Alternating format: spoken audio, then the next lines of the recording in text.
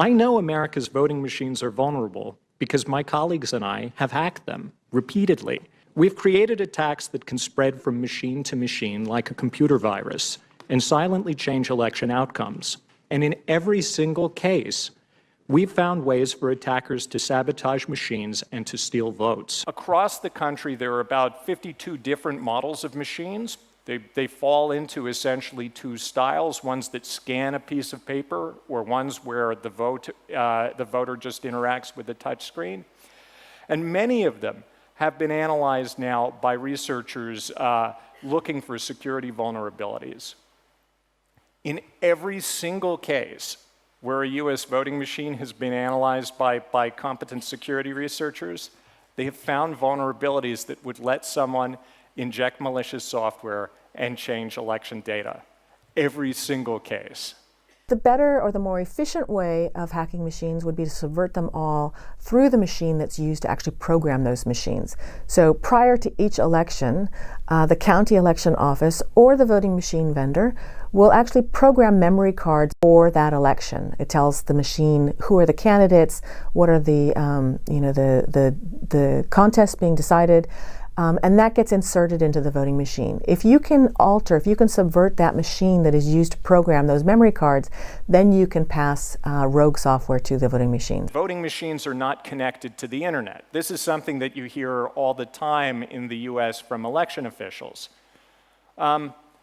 Unfortunately, it's not actually true. And many new voting machines come with 4G wireless modems so that they can be connected to the internet from the polling place in order to upload the results faster. Now, to me, that sounds crazy. Why would you want to put your voting machines on the internet right in the middle of the election, potentially at the most vulnerable time? Studies conducted in 2007 by the state of California, state of Ohio, state of Florida found security vulnerabilities that could take advantage of these to engineer viruses, where one compromised voting machine could then infect eventually the entire fleet of machines for an entire county. Typically at the end of the election day, you move a memory card through each of the machines in the precinct, and that's to collect the vote totals. That process can spread a virus. And there are other processes. The details vary from machine to machine. When you say hacked, what were they able to do once they gained access to the machines? Oh, all sorts of things. They could manipulate the outcome of the vote. They could manipulate the tally. They could delete the tally. And they could compromise the vote in any number of ways. The machines used in Georgia have been demonstrated to be hackable through a virus that's carried on ballot definition cartridges, very much like the Stuxnet virus was inserted into nuclear centrifuges in Iran. There are a number of states that outsource their reporting of elections to third parties, some of which are corporations based in other countries like Spain.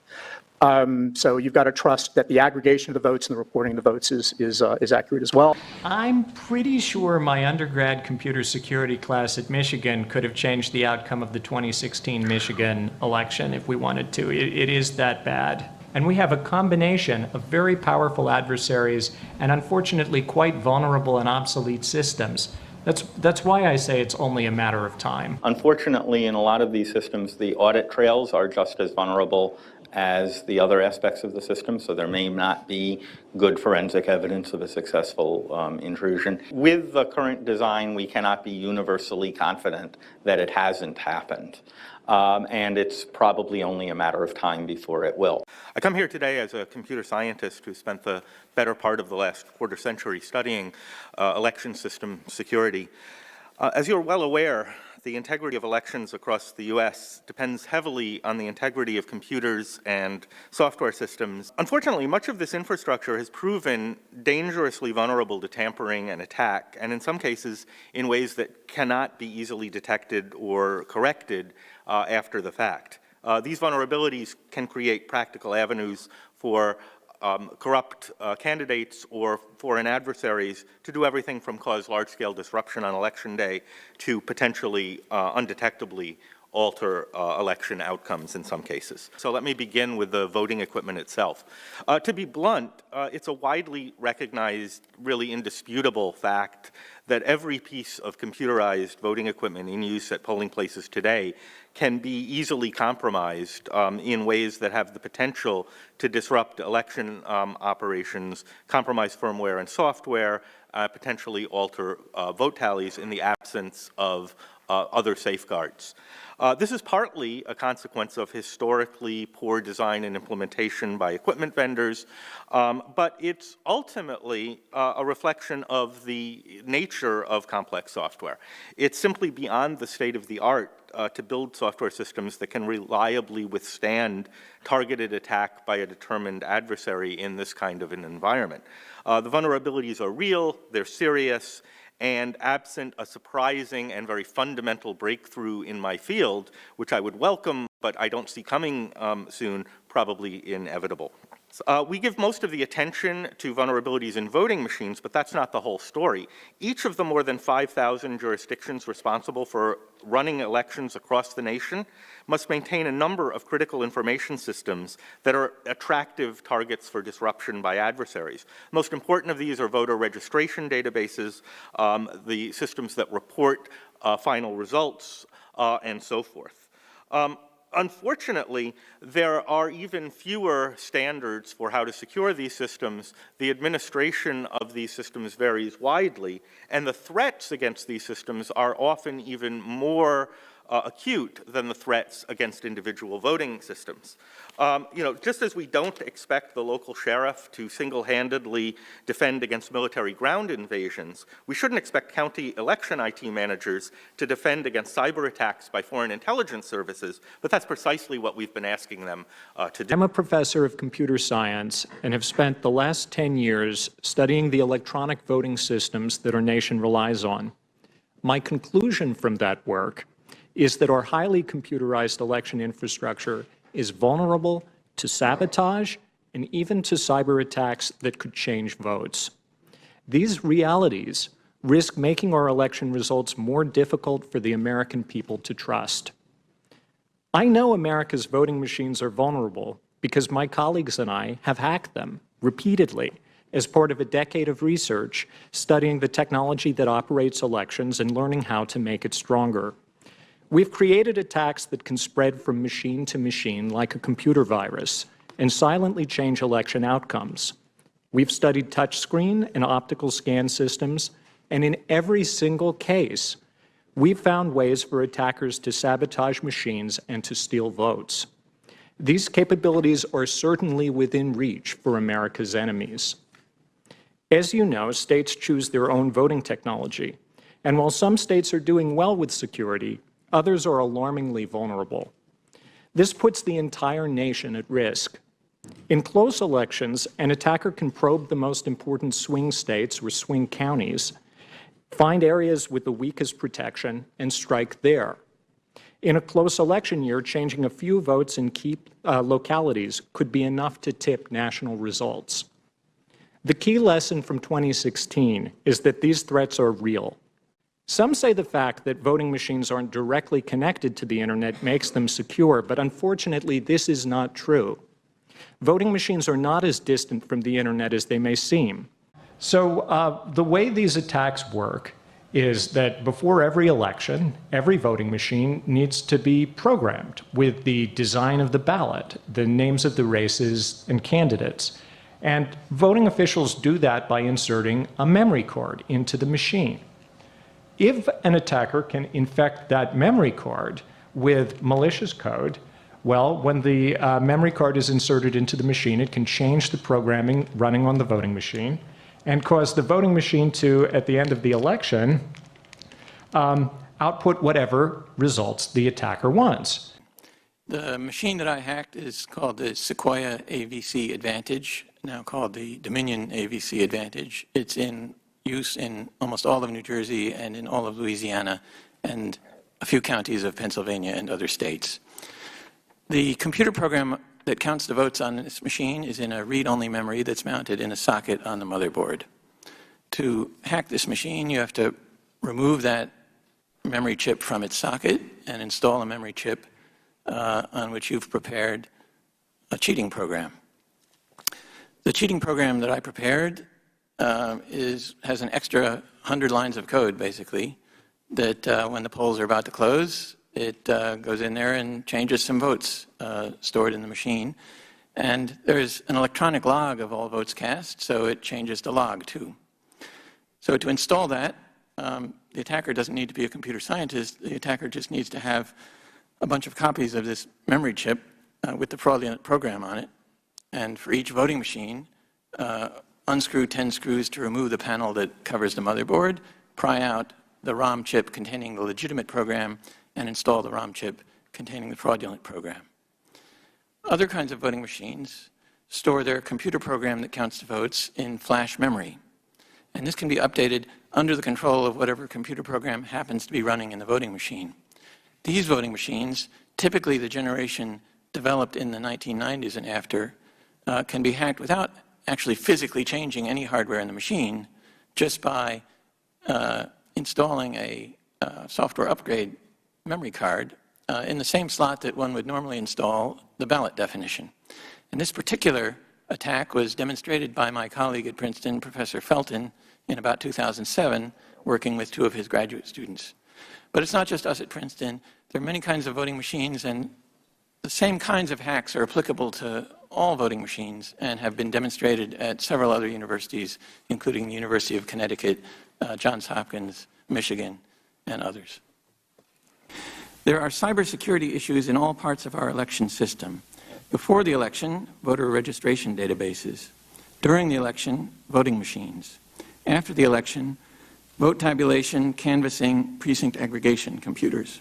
Installing new software in a voting machine is not really much different from installing new software in any other kind of computer. Installing new software is how you hack a voting machine to cheat. In 2009, in the courtroom of the Superior Court of New Jersey, I demonstrated how to hack a voting machine. I wrote a vote-stealing computer program that shifts votes from one candidate to another. Installing that vote-stealing program in a voting machine takes 7 minutes per machine with a screwdriver. But really, the software I built was not rocket science. Any computer programmer could write the same code. Once it's installed, it could steal elections without detection for years to come. Voting machines are often delivered to polling places several days before the election, to elementary schools, churches, firehouses. In these locations, anyone could gain access to a voting machine for 10 minutes. Between elections, the machines are routinely opened up for maintenance by county employees or private contractors. Let's assume they have the utmost integrity. But still, in the U.S., we try to run our elections so that we can trust the election results without relying on any one individual. Other computer scientists have demonstrated similar hacks on many models of machine. This is not just one glitch in one manufacturer's machine. It's the very nature of computers. So how can we trust our elections when it's so easy to make the computers cheat? Mr. Appel, in that scenario, an attacker would actually have to have access to all 100 in the one county in order to manipulate the records. In Georgia, that's not the case. The machines used in Georgia have been demonstrated to be hackable through a virus that's carried on ballot definition cartridges, very much like the Stuxnet virus was inserted into nuclear centrifuges in Iran. So, and in that auditing system, in the auditing of these machines, we look at that. Is that correct? I'm sorry, can you repeat the question? So in those machines that have that vulnerability in the auditing process, isn't that scanned? Don't we scan for that? It's difficult to scan for that vulnerability in the sense of if you ask a machine to report what software is loaded in it, if it's fraudulent software, it will lie. So the AccuVote TS machines used in Georgia and in a few counties in other states are particularly vulnerable to this kind of virus that can be carried to the machines even if the criminal attacker doesn't touch the machines or is not even in the same state with the machines. Copy. With parts made all over the world and software made all over the world, and as Sherry said, there's only 3 or 4 manufacturers.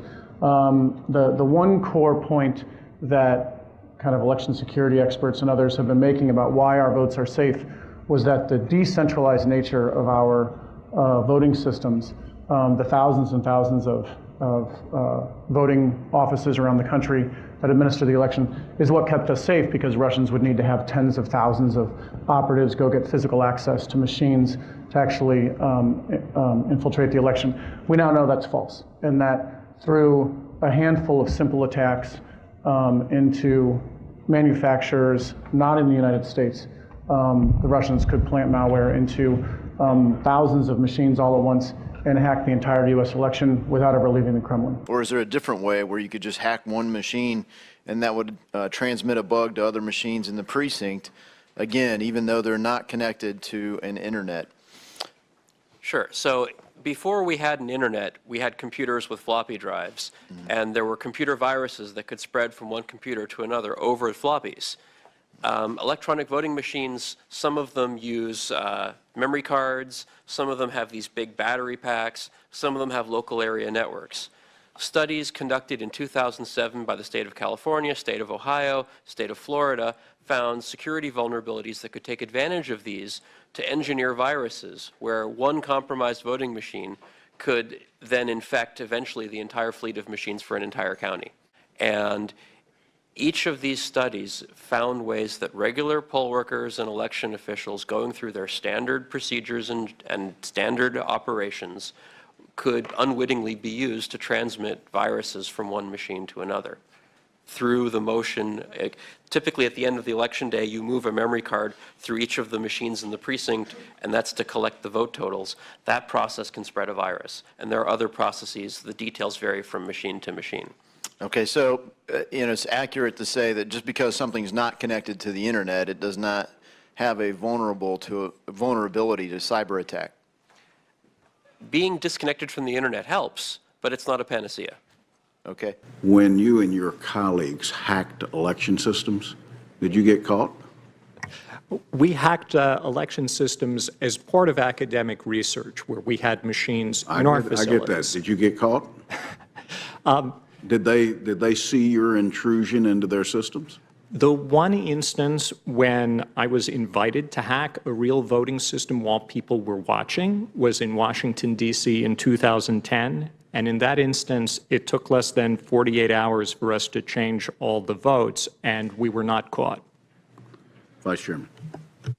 I have sitting in my office right now, actually, a Diebold AccuVote TSX machine, a touchscreen machine that's still in use in 23 states, where I've hacked it to give whatever outcome I want. It really is that easy. And when you're talking about these attacks, though, I don't think it's something that just in every case a freshman in college could do it. Some states are a little bit better protected, but that's not who we're up against. We're up against nation-state attackers that are among some of the most powerful adversaries in the world when it comes to cyber attacks, and which have routinely compromised highly protected sites like military installations and large tech companies. I think that's the thing that I want voting officials and voters to understand is quite what they're up against. And we have a combination of very powerful adversaries and unfortunately quite vulnerable and obsolete systems. That's why I say it's only a matter of time. The standard arguments that our elections can't be hacked in the U.S. are some combination of physical security. You can't get access to the devices. They're not connected to the internet. They're tested before election day, and the system is too decentralized. It's run by a bunch of individual election officials in individual counties and jurisdictions. So it's a hard target. Most of this has already been debunked by the previous speakers, but physical security is pretty lax. Equipment has sleepovers in school gymnasiums and churches and this and that. There are lots of examples on the internet of photos of election equipment warehouses where the election officials' warehouses with the door propped open and nobody watching. It's just not true. It isn't true that the machines aren't connected to the internet, and even if they weren't connected to the internet, they would still be hackable through other means. One of the things that hasn't been mentioned so far yet is supply chain hacks. There are components in these voting systems that come from foreign countries. A colleague of ours, Karsten Schurman at the IT University of Copenhagen, found Chinese pop songs in memory of a voting machine that he bought on the internet. So that those songs somehow made it through the quality control of the election equipment vendor, and then through however many elections that it was actually used in by the local election official, and we're still there. Moreover, there's an issue in reporting, which I'm not going to talk about that much, but there are a number of states that outsource their reporting of elections to third parties, some of which are corporations based in other countries like Spain. So you've got to trust that the aggregation of the votes and the reporting of the votes is accurate as well. There's a lot of technology being rolled out in this election that had either not been used or not been used as widely before. This includes much more widespread reliance on things like electronic poll books, which become a point of vulnerability that can disenfranchise people if they malfunction, if they lose their internet connection, or if they've been hacked. Some jurisdictions are relying on uploading election results using cellular modems or the internet. That, of course, introduces another point of vulnerability, not just to the data that's flowing, but also to the software, the devices that are being connected. Voting equipment itself, there are states that have rolled out touchscreen voting for all in-person voters. This is an unnecessary introduction of brittle and vulnerable technology. Many pieces of electronic technology that are involved in elections are either incorporate devices that were built overseas or assembled overseas, and many crucial functions are being outsourced to foreign companies. One noteworthy example that I'm especially concerned about, there is a Spanish firm called Seidel, which runs, they provide election reporting for something like 11 US states. They're based in Spain and they're bankrupt. So that could obviously is a point of failure where someone could shed a lot of mistrust over the election results by simply falsifying what gets posted. Even if the correct results could ultimately be recovered from durable, reliable records, that would certainly cast a lot of fear, uncertainty, and doubt on what's going on. There have been ransomware attacks on government systems, now including some voting systems. We know that there are cyber warfare attacks by Russia, China, Iran, and North Korea. Most states' voter registration databases were penetrated in 2016. There isn't a lot of evidence that data were changed, but that could certainly happen this time around. So all in all, there's a lot of confusion. There are a lot of points of vulnerability. There are a lot of known problems. There are some election vendors who have been hacked. Before 2016, VR Systems was hacked in Florida. Some of their clients were, there were phishing attacks against them. This time around, let's see, I've forgotten the name of Tyler Technologies, which provides some vote by mail ballot tracking and some vote aggregation reporting, has also been hacked. So overall, there's an awful lot that can go wrong. We saw no evidence of tampering with, voting machines or voter tallies. That's not to say it didn't happen. We just didn't see the evidence of it. Well, there has been never a documented incident when votes have been changed during a real election. And my answer was, please continue using these machines and that will remain to be true forever. Because these machines don't have a capability of providing you forensic evidence to see if they cannot prove they were honest, they cannot prove that they have been hacked. They simply don't have the fundamental basic capabilities of providing you that forensic evidence, that data. Only way you can see that that machine was hacked if the attacker wanted to be found that it was hacked. That's a sad truth. So anyone who says, I have information one way or another, that's an opinion, that's not fact-based. Fact is, it can be done without leaving trace. When you know how the systems work, looking for the evidence, you know that you won't find it because the systems are not recording, generating, preserving, or protecting meaningful forensic evidence. And this is from the very beginning to the end of the process everywhere. These systems really don't have a capability of recording and protecting any meaningful audit information or forensically important information. So a lot of times I would also argue that even if you try to take a look into the evidence, the problem is that there is no evidence which is trustworthy and worth analyzing. Even recently a case where a voting machine was reporting, and I believe that was in the last year in North Carolina, voting machine was in the race where they had 50,000 votes cast, was reporting to one candidate 164 or something like that votes.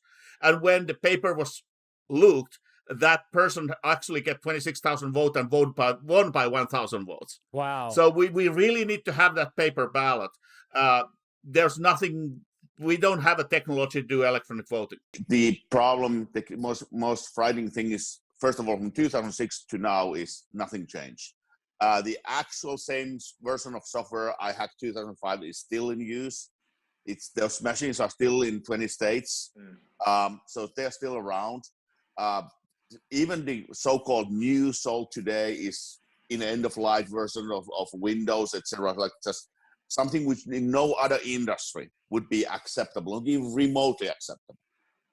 So I think as overall, it is how outdated everything is, and how hard it is to make people to understand the reality and get the warning through that this needs to be fixed or things will get really, really worse, turn to worse. They're bad right now, and I cannot imagine what the worst would be looking like. Part is they are not actually, a lot of these voting machines are not US origin. And I'm not only talking about the components being made in China or the voting machine being assembled in Philippines, but also the very brain of the machine, the programming. In many voting machines, that programming, either whole or in a large part, is coming from foreign program code sources. And it seems to be the case that actually the voting machine vendors, generally speaking, either don't know or they refuse to tell the truth where the code actually comes from. And it turned out that the system he's using exactly the same system, which created this minus 16,022 votes in Volusia County for Al Gore. So I took a look into the system, figured out a couple of ways to manipulate the central tabulator, but I told Ian, well, this is not elegant. You leave an audit trail. You leave a evidence, the breadcrumbs, you can trace it. And I was asking, well, what is the elegant way? So I don't know if there's one, but if there is, it's got to be this memory card. So it's a memory card that fits into the voting machine that you found could be the more or less untraceable or hard to trace way to manipulate the results, whereas they were thinking it was something in the machine and you thought this was impossible because you would see a ton of evidence and, like you said, breadcrumbs being left by the tampering party. Well, it's not even that. I was just thinking about the architecture of the system. And with that architecture, it made sense that there's an executable program in the memory card. And I was quickly told that that's impossible because it's against the certified rules. But also, the vendor was dishonest about the origin of the card. So, well, if they are not honest about one thing, they're probably not honest about the second thing. And I found an executable program on the memory card. I found it's completely unprotected. And this memory card is so old, it's older than floppy drive. So it actually, I found it because I remembered I have seen it before floppy drives existed. So that's why I found who was the original manufacturer of it. And a interesting thing about this explanation afterwards was that the minus 16,000 was malfunction of the memory card. That's the reason why it happened. Not possible. That reason why it's not possible is that memory card doesn't know how to make negative numbers. So whatever caused that minus 16,000 votes, which we don't know what caused it, at least the official explanation given at the time, not possible. Something else happened.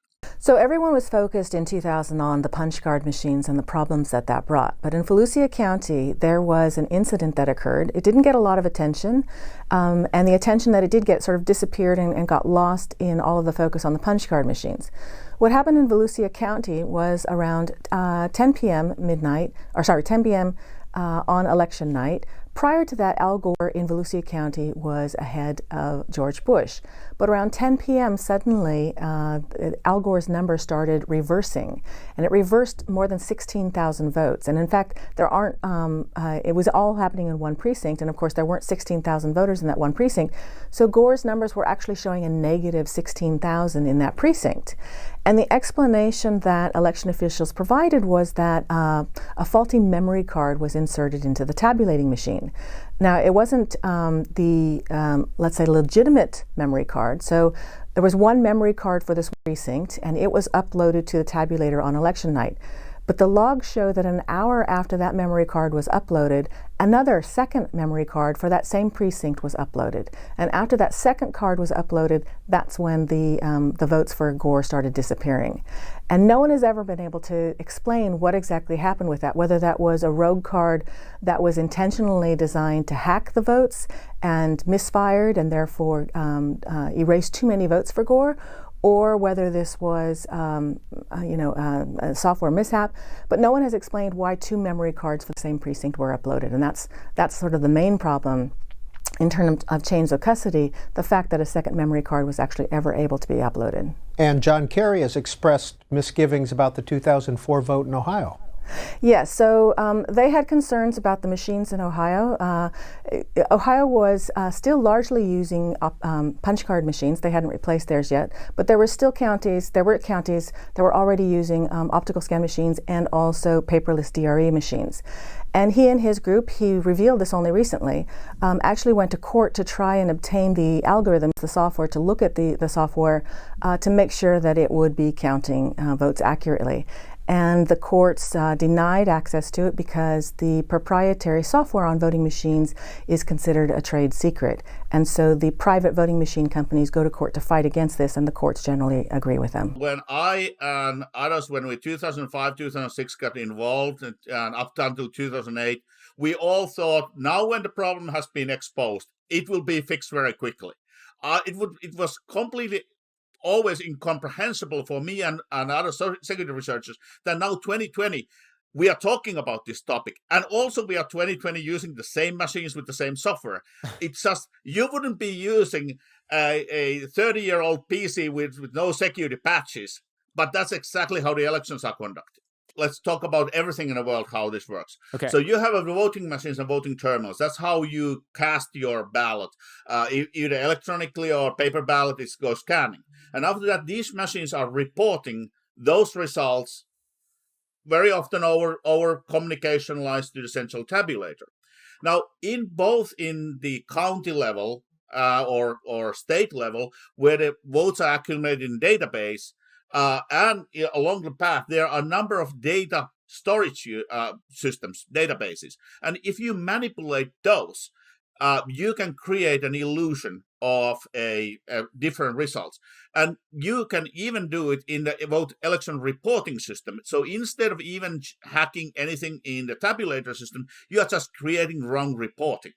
So there are a number of ways how you can, through this whole path, influence the results.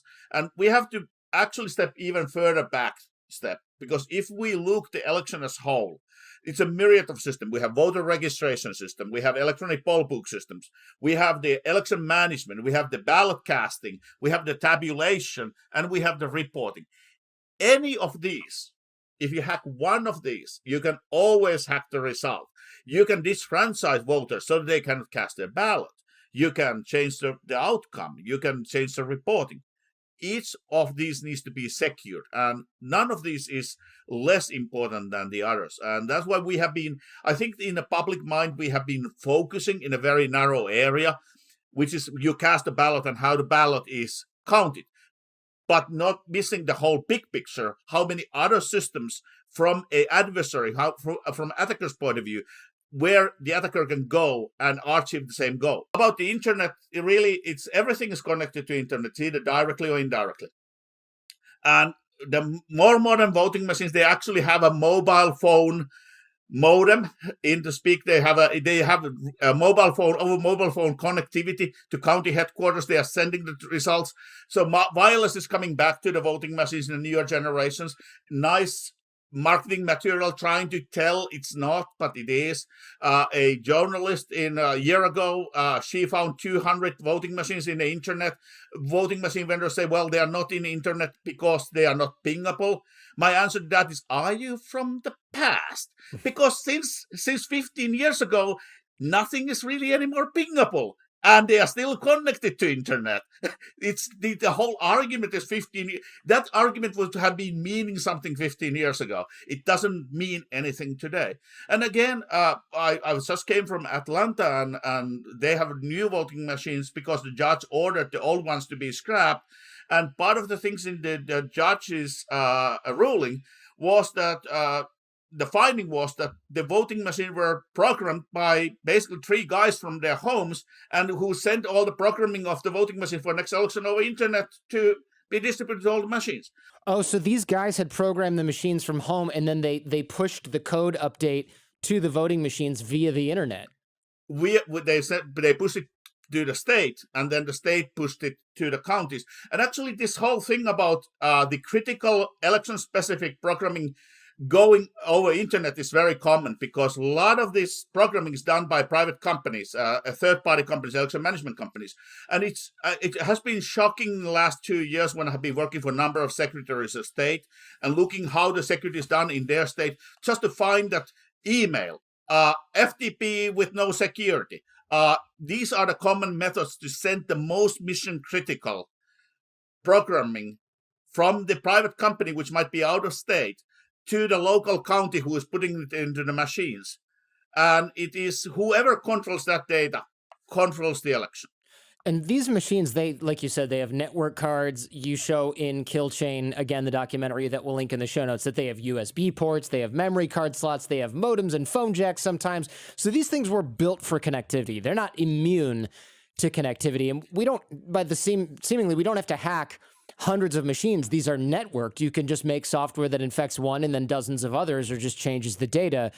Do you think we could, is it possible? So do you think it's possible that we could create a worm that we get on one machine in a voting center and it just connects to the other machines covertly and infects them without the bad actor so much as laying a hand on the machine themselves? The real proof of concept virus was demonstrated over 10 years ago. So that already has been demonstrated publicly, that voting machine virus, which can self-propagate from one voting machine to another, that's a reality which we have shown it's possible.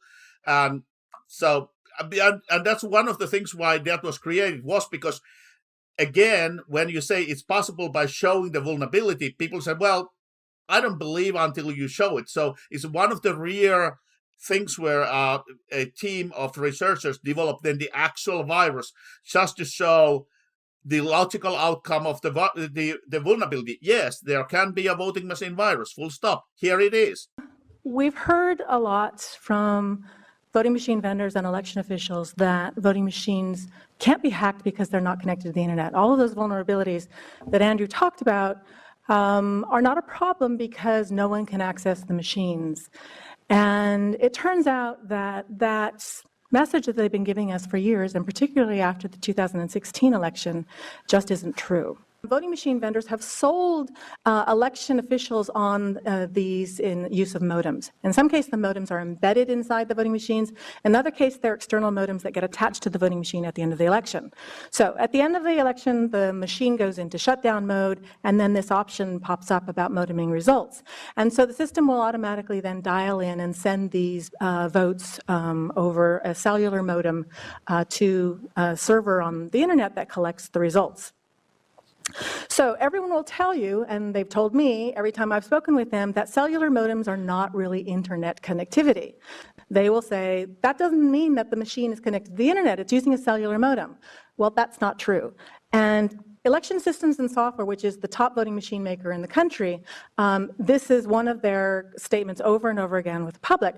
But this is one of their own diagrams that they actually gave to Rhode Island in 2015. And if you see that circular part in the center there showing that modem transmission using the wireless modem, they sit there, right there.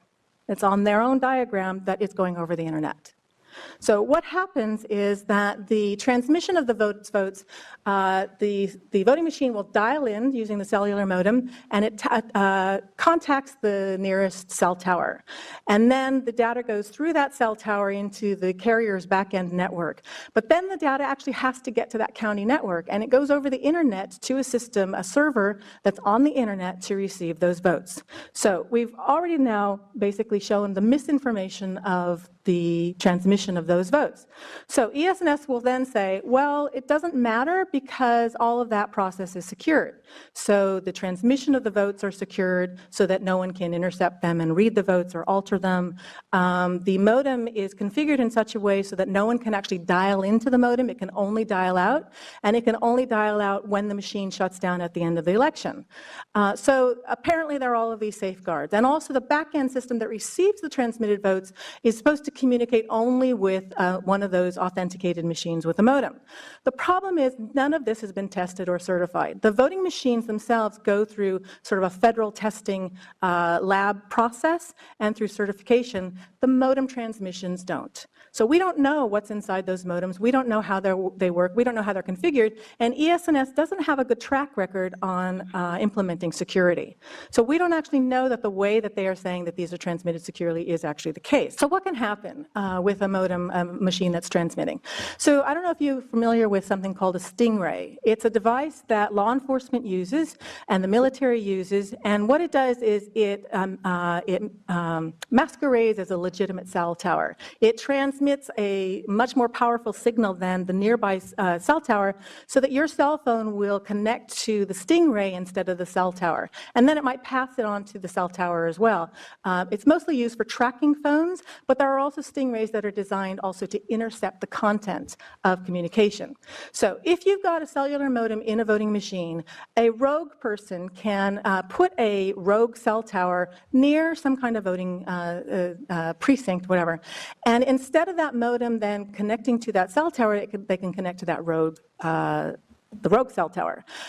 You can intercept data. If it's not properly encrypted, you could intercept the data and change the results, or you could basically swap out the whole package of results if it's not authentically signed and replace it with your own package of results. And so those go on to the server. If there's a vulnerability in that modem, a hacker can actually transmit malware back onto that voting machine through the rogue cell tower.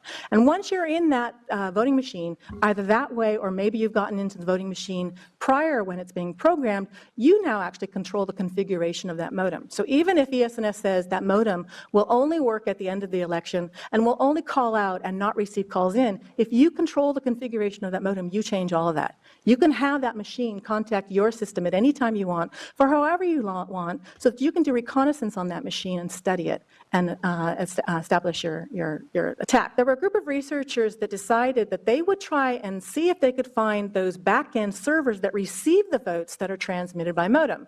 So if you've got something that's transmitting the votes over the cellular network, there's something that has to be connected to the internet to receive them. So there is a server. And it turns out that they could actually, based on configuration information that's publicly available on the internet, that the voting machine vendors provide to election offices and the election offices post on the internet, they describe the type of firewall that they use. It's made by Cisco. They describe the type of FTP software that receives the votes that sits on that server. They describe the whole configuration, including the type of cellular modem that's embedded in their machines. So based on that information, they decided to see if they could look for that very specific footprint of ES&S machines that are receiving the votes, and they did a scan and they were able to find these systems on the internet. So they found 9 Wisconsin counties that had systems connected to the internet, 7 Florida counties, and 4 Michigan counties. They actually found systems in 10 different states, but these were the primary ones, and of course these are all important critical swing states. So here's the thing. Election officials will tell you, well, the modem transmissions don't matter because we only turn on those modems for a very brief period, less than a minute at the end of the election to transmit. And that's not sufficient time for someone to hack. Any of the technical experts on this panel will tell you that a minute is more than sufficient to actually hack that machine. But more importantly, it turns out these systems aren't just connected for a few minutes after an election. Those back-end systems that receive the votes are quite often connected year-round. You can see them when they're doing the scans. You can sometimes see them. They come up a couple of weeks. Some of the ones that are only up temporarily will sometimes come up a couple of weeks before the election because they want to test the transmission, and then they leave it on for those weeks before the election, and after the election they might forget to take it down, and it might stay up a couple of other weeks. But there are some that simply never take them down at all, and Wisconsin was one of them. They were on year-round. These systems, so what are they? I describe this as a server, but that sounds kind of benign. what is happening is that the votes are being transmitted, and on the receiving end, there's a firewall that's connected to the internet, and behind the firewall, there is this FTP server that the votes are transmitted on. Now, that FTP server is supposed to serve as kind of like a DMZ, a safe zone, right? So the votes are deposited, and there's supposed to be then no direct connection to the system that actually tabulates the votes. But it turns out that's not the case at all. This is a diagram that ESNS created and handed out to election officials. And so you can see that the votes are coming over the internet, that cloud, and they're coming, and there's the firewall, and then you see all those wires connected, and you see at the bottom there that EMS. That's the election management system. That is the system that tabulates the final results. So even though they say that transmission of votes over the internet is just unofficial, connected to that system that's receiving those unofficial votes is also the system that is tabulating the official results. What's more, that election management system is also used to program all the voting machines prior to an election. So when I brought this to ESNS's attention, they didn't then say that nothing is connected to the internet. What they said was none of those critical systems are pingable from the internet because there's a firewall in front. So essentially what they're saying is that even though now first they've said that none of these systems are connected to the internet, and now when they're faced with someone saying, well, they actually are connected to the internet, they say, well, they may be configured in some manner that you're showing, but there's a firewall in front of them, and therefore you can't see what's behind the firewall.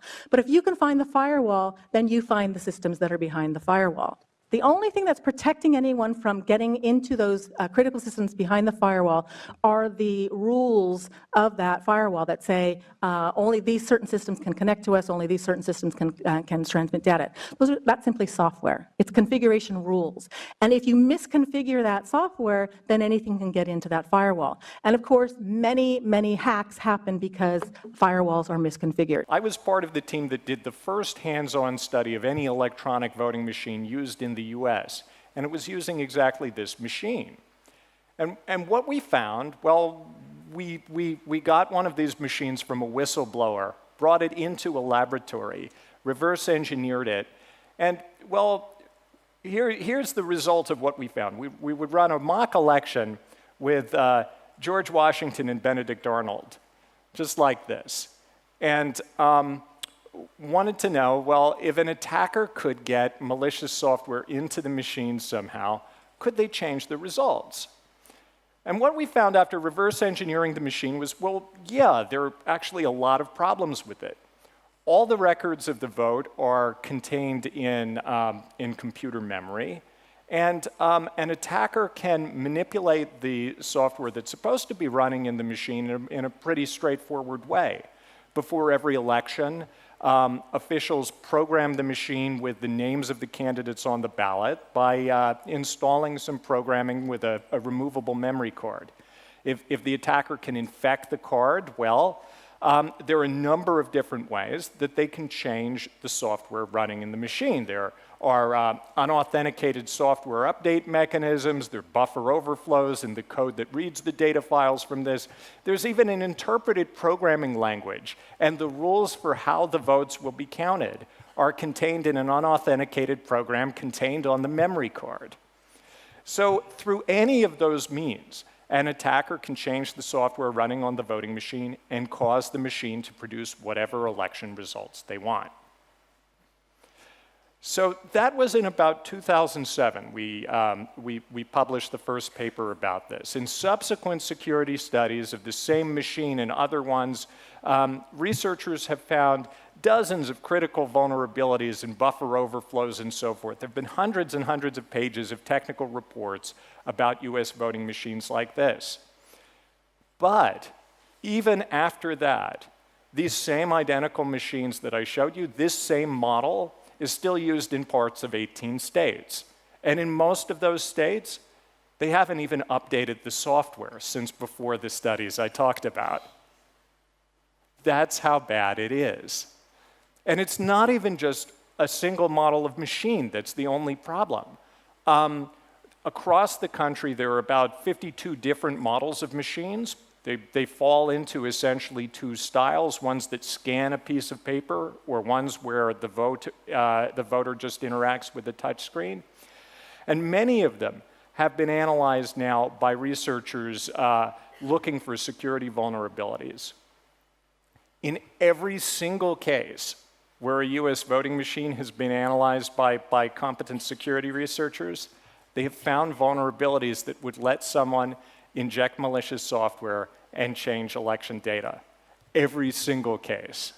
Before every election officials have to program the voting machines with who's on the ballot and what are the rules for counting. Well, they make that election programming on a PC workstation somewhere, either at the jurisdiction or at an outside vendor that does it for them.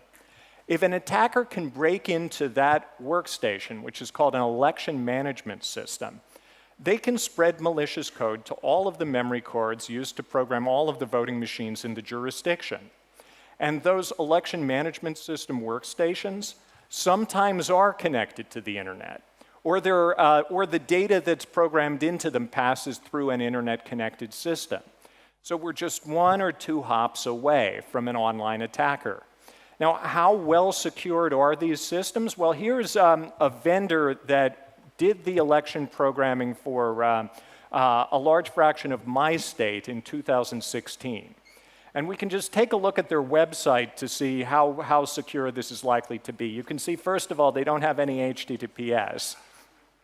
Here are lots of nice high-resolution photographs of their warehouse in case you want to break in. And perhaps most interestingly, here's their employee directory with everyone's name, job title, email address, and photograph. So if I wanted to break into this company, let's say I was the attacker, I'd probably start by forging an email from, let's say, Larry, the president here, to Sue, his administrative assistant, asking her to urgently open an attachment. Now, of course, when she does, that attachment has my malware in it. I have a foothold into their network, and I can try to spread from there to the election management system and to the voting machines in most of the state. Tampering with the national election result in my country is easier than even I thought in 2016. I keep learning things that convince me that the situation is scarier than even experts had thought. You identify the states that are most weakly protected and going to be close, target the computers that are going to program voting machines there, spread malware to machines to change a fraction of the votes, and then rely on the fact that most states, even if they have a paper record, are not going to rigorously use it to check that the computers are right. But the fact is that in close national contests in the US, the result really only hinges on the result in a small number of states. You've heard about the swing states in any given election, the ones that are really competitive. In such a situation, an attacker can, before the election, identify which states are likely to be close, try probing all of them in the way that the Russians did the voter registration systems in 2016, and just find the weakest swing states and attack there. So in this way, the American system converts diversity of implementation into basically this patchwork of strength and weakness that gives attackers a menu of possible places to strike. It makes us weaker in close elections. So just to review, you look at the polls before the election and figure out which states were likely to be close, probe all of them, find the ones with the weakest protection, then hack into the election management systems there or at the outside vendors the states use. Once you hack into the election management system, you can spread malicious code to individual voting machines and have your code say swap 10% of the votes in the places you infected.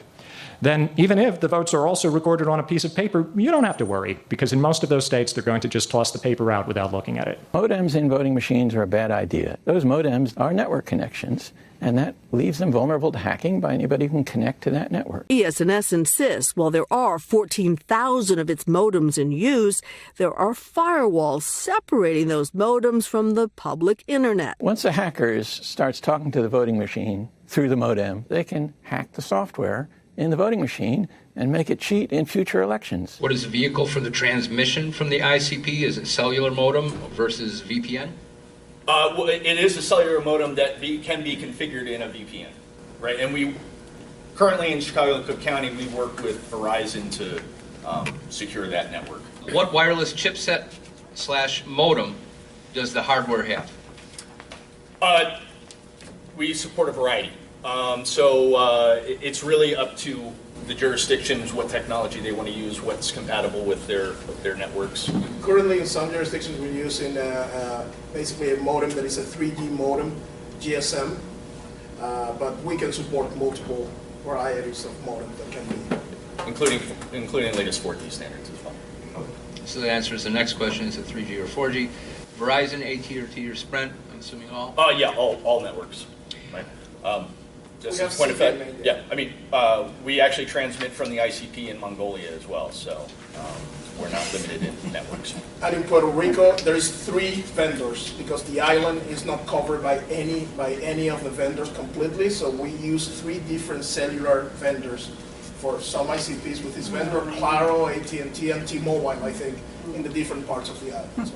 More modern voting machines, they actually have a mobile phone modem in the speak. They have a mobile phone connectivity to county headquarters. They are sending the results. Some jurisdictions are relying on uploading election results using cellular modems or the internet.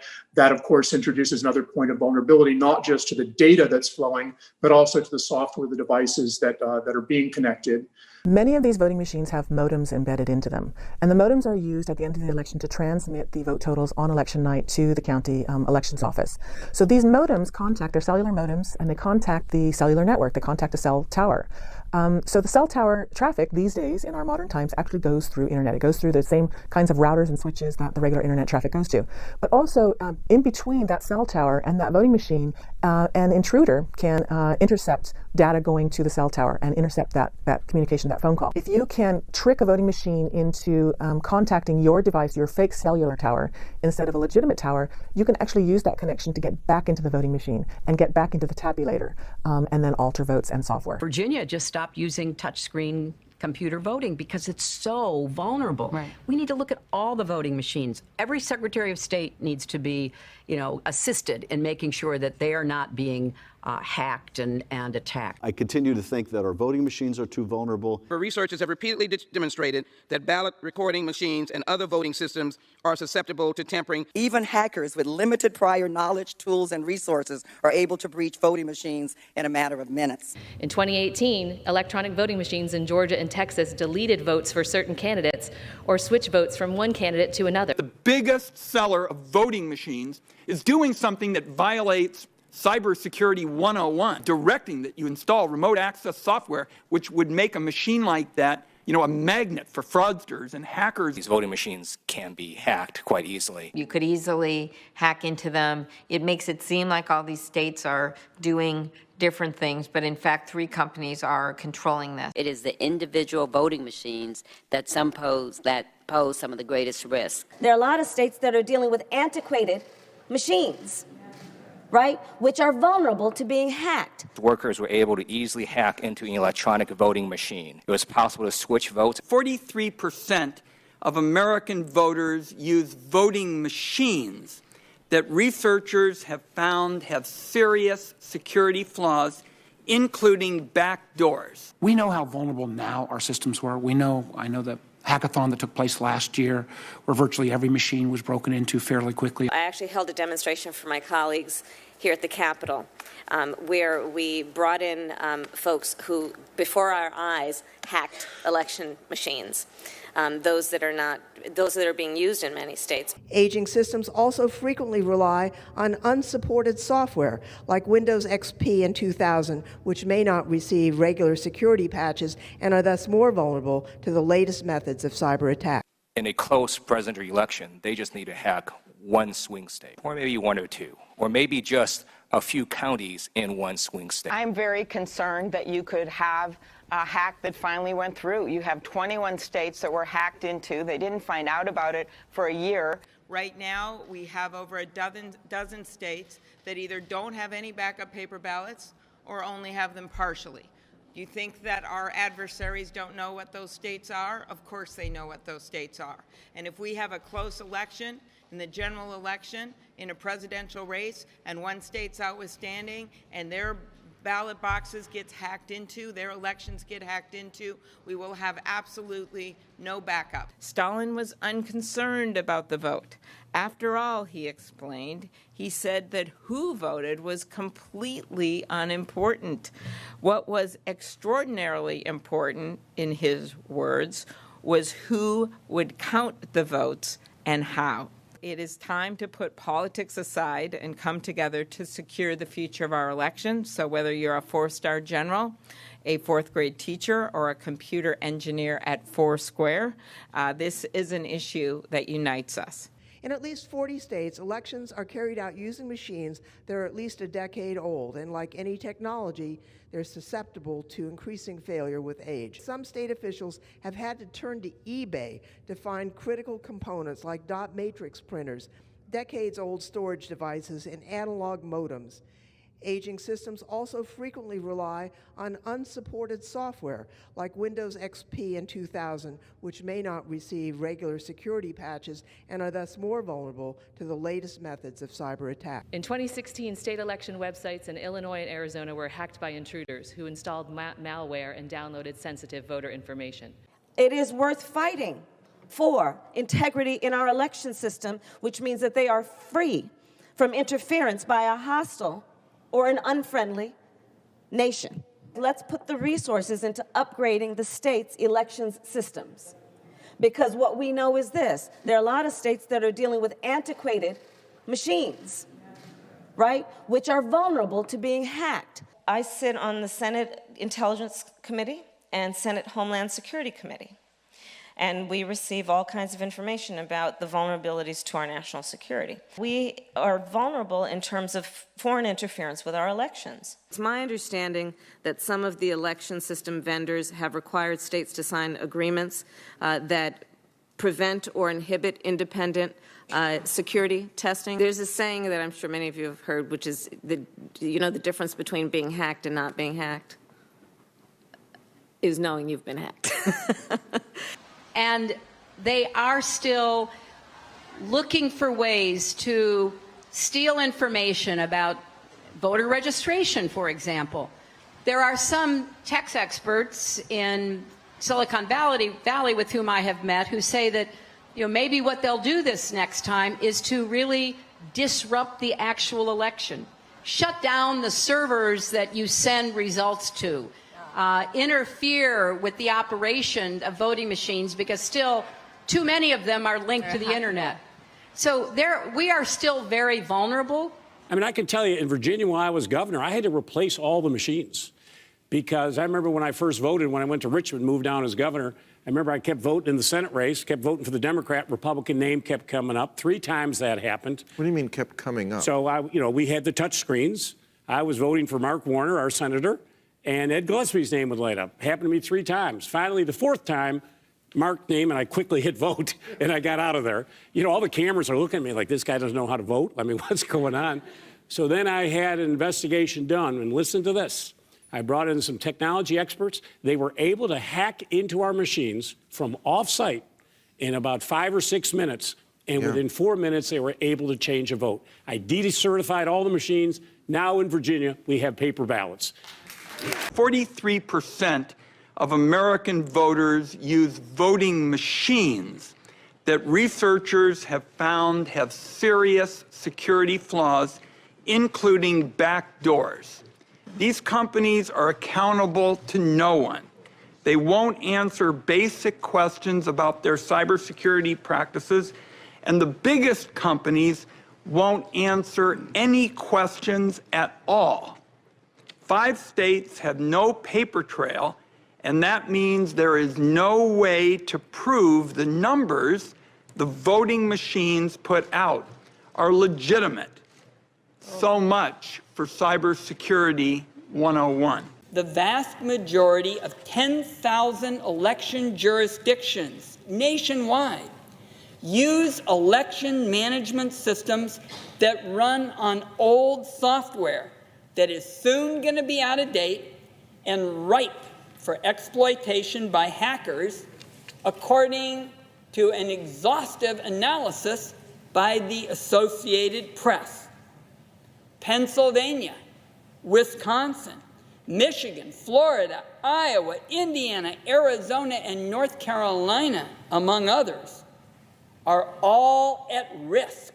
Even the state of Georgia, which just passed legislation to buy new voting machines, is on track to buy equipment that suffers from this significant cybersecurity weakness. Let's say the election is decided by a small percentage, and people in America don't think that the election was fair. The effect that would have on our 200-year experiment in self-governance, our democratic system would take a real hit. Our elections weren't secure last week, and they sure as heck aren't secure this week. And anybody who says otherwise is either selling you voting machines or simply has a malicious intent towards our elections. At one point in the Intelligence Committee, both sides seemed to agree that no votes were changed in the 2016 election. And I said, the experts I talked to say that until you have a forensic analysis of a vote, until you go in there and scrub the whole system, you can't really say that. So they're giving these voting machines specifically the hack into. How successful were they? Well, the ongoing record was they hacked within 90 minutes of being in the same space as the voting machines. Now, these are not hackers that are actually touching the machines. They're doing this from across the room on internet-like connections. But what it demonstrated, Pedro, is that the machines that we count on to make the basic connection between the American voter and the election results are vulnerable if they're in any way connected to the internet. And so when you say hacked, what were they able to do once they gained access to the machines? Oh, all sorts of things. They could manipulate the outcome of the vote. They could manipulate the tally. They could delete the tally. And they could compromise the vote in any number of ways. It was limited only by the hackers' creativity. Just how vulnerable the machines were. I mean, what we found is that these machines were purchased by local voting authorities, state and local voting authorities, maybe 10 years ago. In many cases, the software and the hardware have not been updated, so they're as vulnerable as an old laptop that we might have in your home that you no longer use because it's just so out of date. Then what we found is that the supply chain for these machines is largely unplotted. I mean, we found parts from China, we found digital electronic parts from all over the world. By way of hacking, there's the potential that the actual vote tally could be compromised. So votes could be changed from this to that, or votes could be suppressed, votes could be deleted, votes could be added, so you could actually change the tally itself.